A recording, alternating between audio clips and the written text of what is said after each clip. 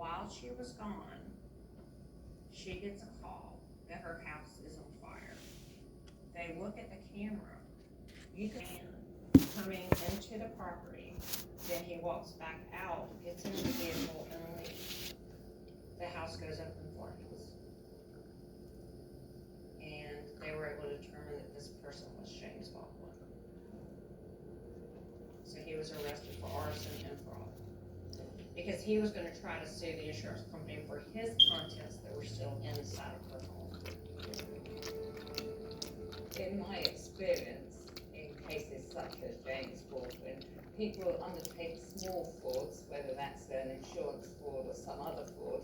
They get away with it, they become bolder, and they then undertake another fraud, and so on. So when insurance companies are looking at out on claims, they will look at previous claims to see if there is actually a history, and therefore whether they need to go back and review previous claims. While James Baldwin was out on bond for second-degree arson and burning personal I'm drinking cranberry property to juice. defraud Cranberry juice. insurers, he was indicted for the murder of Judy Orr Baldwin. Gotta eat from By this that time, backside. it was Look clear at all that. throughout the community that everyone believed that this was not an accident. As a matter of fact, because of all the community involvement and Facebook and social media, we knew that we were probably going to have trouble getting a jury pool that wasn't going to bias it.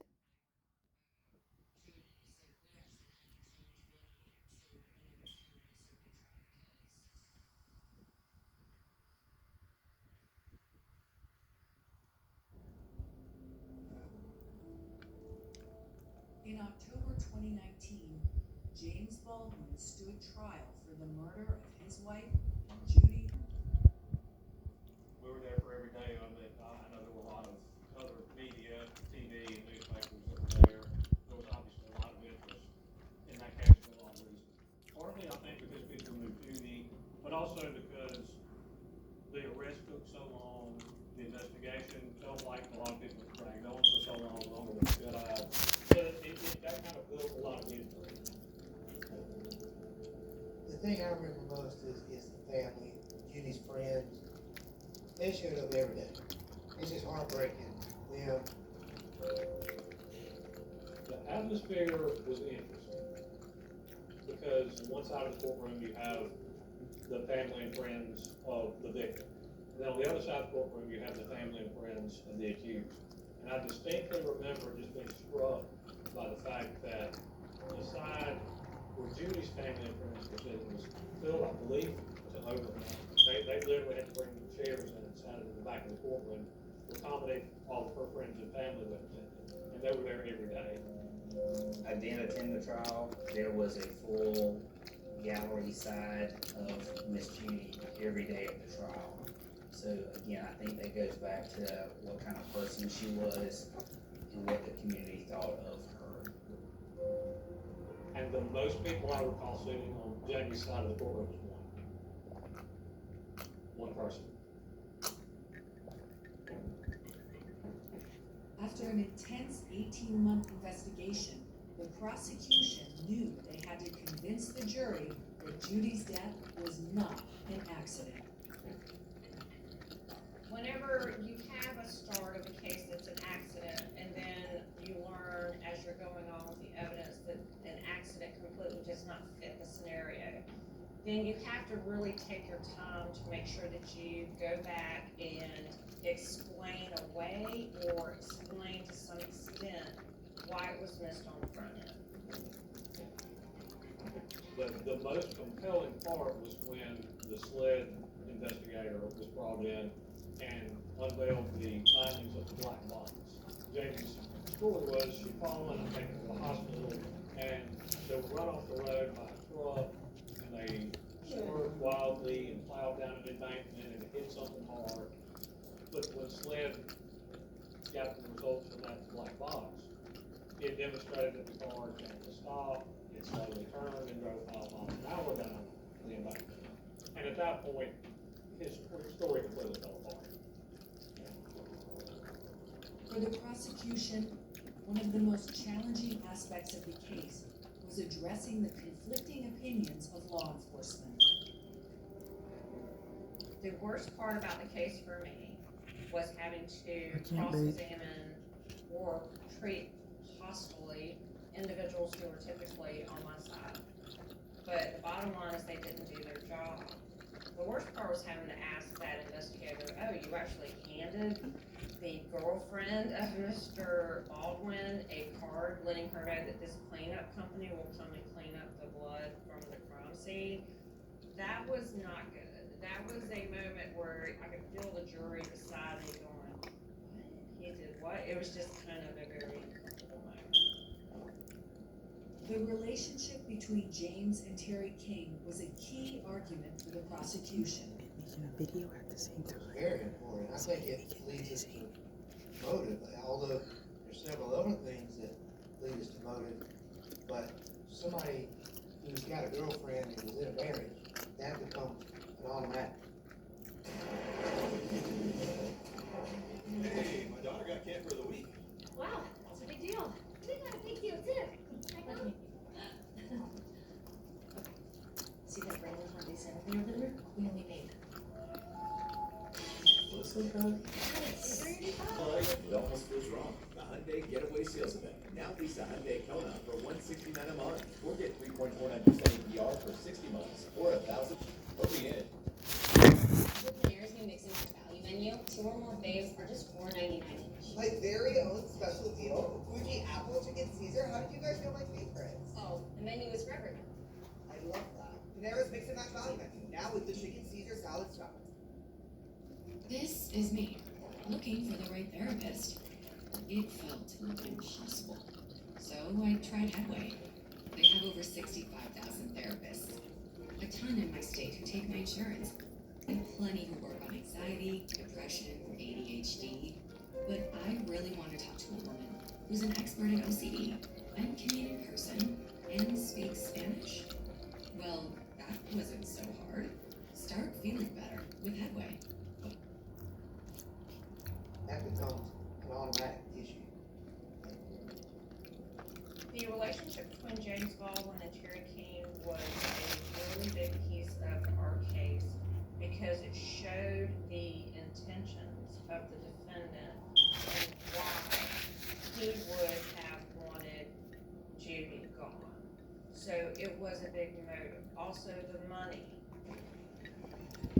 The $25,000 insurance policy was a key argument for the prosecution.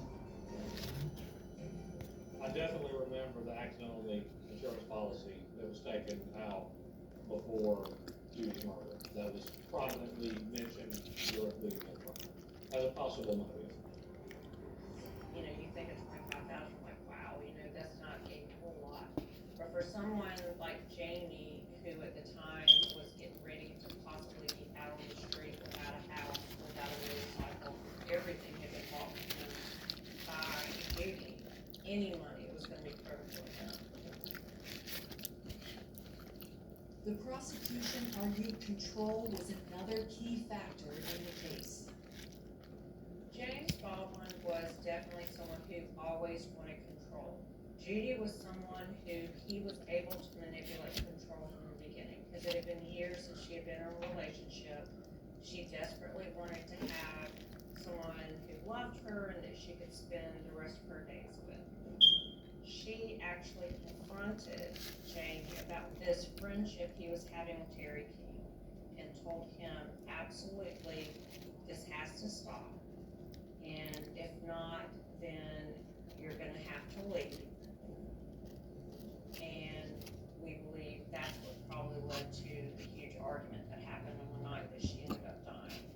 Was he wanted to go to Kentucky, she did not want him to go, and she knew Terry King was going.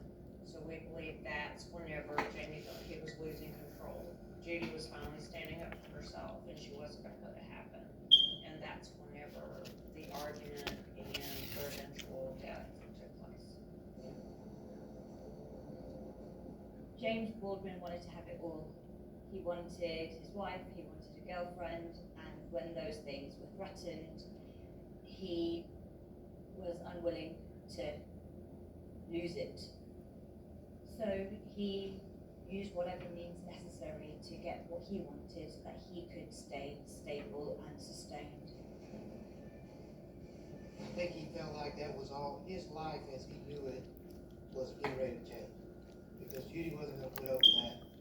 She wasn't gonna allow him to live in her house and have a motorcycle and all the stuff that she's buying and have a girlfriend. So he was gonna have to make some changes. He kinda saw his golden egg going away, so to speak.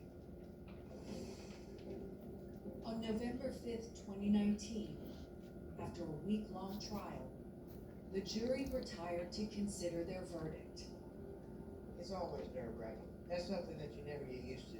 Sitting there, you look at the family and they're on pins and needles, waiting to hear.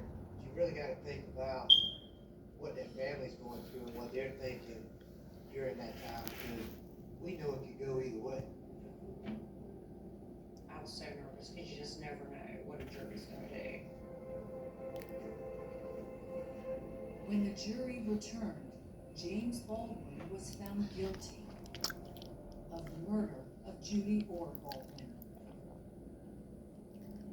We all broke down. We could hear them crying behind us.